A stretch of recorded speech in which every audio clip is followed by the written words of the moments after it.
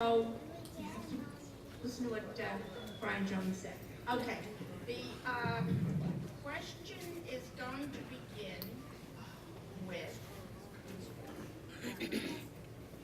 the question is, what are your impressions about a budget hearing for our community, a budget hearing announced 3 days prior to the event?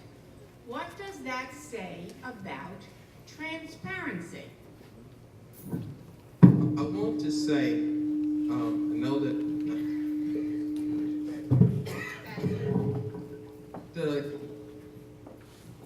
about putting the young man out. We did not put him out. When you work, you have to be responsible for what you do. And if anybody's interested in what happened to him, go and check the records. I can't speak anymore, but I really wish you would. Since he brought it up, I wish he'd tell you the whole story, the truth. $10,000 a month. I wish he'd tell you the truth, what happens. And that's what's the problem, he's angry. And I'm sorry that he's angry. But who wouldn't like to make $10,000 a month? But let me say this to you. The budget was sent out before. The budget was ready in the superintendent's office. And anybody who wanted the budget could come and get it. And the budget was mailed. I don't know if it got to everyone's home. I don't know. I can't be responsible for it, getting to everybody's home. But I will make sure that that budget is sent out next year. I know we had a little problems with it this year, but the budget was ready in the superintendent's office. And I'd just like to say, thank you.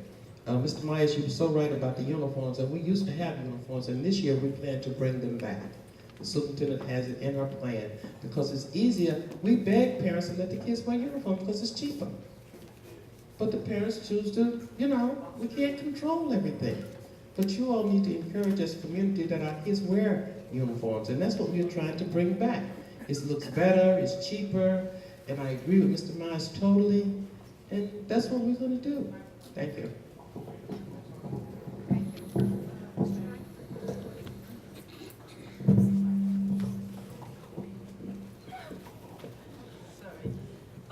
Nobody was happy that everything was happening on the same night, that we didn't get enough information that we were going to have this budget hearing.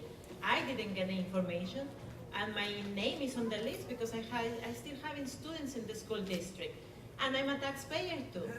And the reason why I'm here, the reason why I'm running, because as a mother, I'm concerned what are the opportunities the school district is offering for my kids. As a taxpayer, I'm responsible for that money. I want to know what they are doing with the part of the money that I'm sharing with them for the education. And as a community member, I feel an obligation, a civic obligation, that we need to make sure that we all are involved on the use of this money. We all know that half of that money is coming from the government. The other half is coming from the tax levy. So if we are expecting that money from the government, we need to respond what we do with that money. It was some trouble not having available the budget for everybody. Yes, we received the modification, the small version of the budget home by mail. But very few people have the budget line by line like this. And I'm not expert on numbers. I'm more on the medical field. But to me, a real budget, it should be looking like the one that we get in 2012, where it's telling us how much they spent last year, how much they are expending this year, and how much money we are still having there. I think it's telling the community that we don't count. When they are giving us this kind of budget without enough information, the budget, it should be universal, and it should have the basic understanding of how much we spent before, how much we are planning to spend, and how much we still haven't.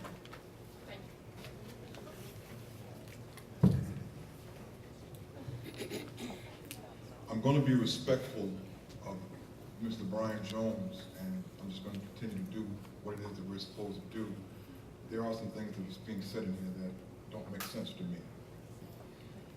One of the things that's happening, I mentioned earlier, there's a breach of trust. And one of the reasons there's a breach of trust is because some things that are done, like scheduling a budget meeting within the time period in which it was scheduled, and people don't have the information to be able to attend these meetings. That's another example of how things are done in our system. People don't get an opportunity to come out and check things out. And that leads people to start to believe there's something wrong, that you're hiding some things. Now maybe you're not, I don't really know. But what I'm saying with those types of situations, the way they take place, when you schedule something and in the time that you schedule it, you don't let folk know what's going on. When there's information that's just not available, there's no such thing as transparency. And that's a major issue. And in order to regain trust, ladies and gentlemen, you have to have integrity. And when you continue to do these kinds of things, it's a lack of integrity is what it's actually saying. So, yeah, I mean, to do those kinds of things, to be able to bully people, to be able to remove people from premises when you really don't have the right to do so, to treat fellow board members the way that our fellow board members are being treated, and we see that on YouTube, these kinds of things just don't make sense to me. And they just don't make sense to me, ladies and gentlemen. And that's the problem that we're having in our district right now. So all the nice and fluffy stuff is cool, but that's not really what's going on. So if we continue to allow this, if you don't come out and change this Tuesday, then we deserve to get what we get.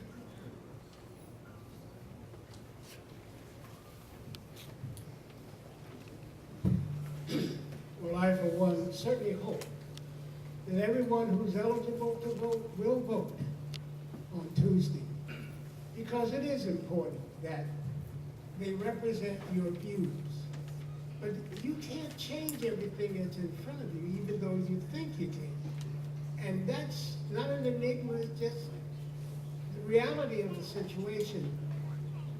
Oh, the mic is too close? To where? Yes, that's what makes it Right soon. here? No. Well, but what happens is it's echoing back there, but now that's good. That's good. Got it? Yeah. Am I clear, everyone? Yeah. No, you? It's cursed. It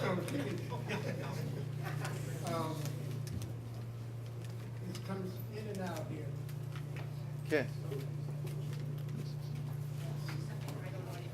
I have no idea.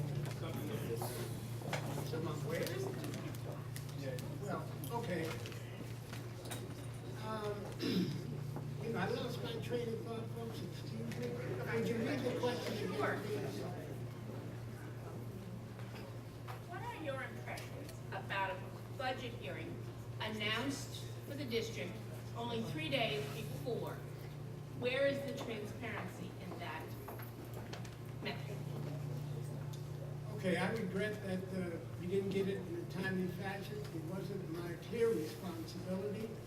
But certainly you can understand budgets of this dimension are timely, and they have to be exact because they have to be submitted to the state. Why they weren't given to you, I have no answer.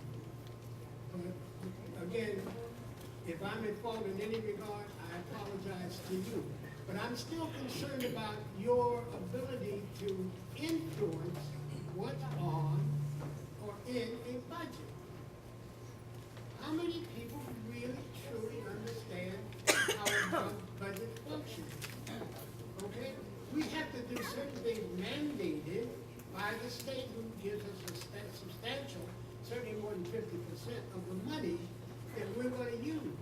You have people that are employed, from groundskeepers to educators, and they have to be paid according to the rules that have been promulgated by the state.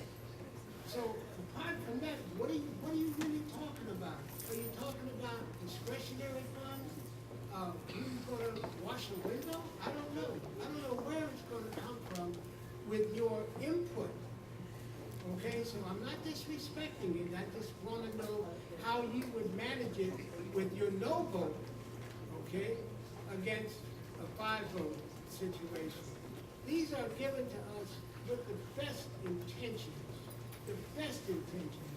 and I don't know why they're being held in suspect, because the money doesn't come to individuals. I don't get paid, and I don't plan to get paid, ever.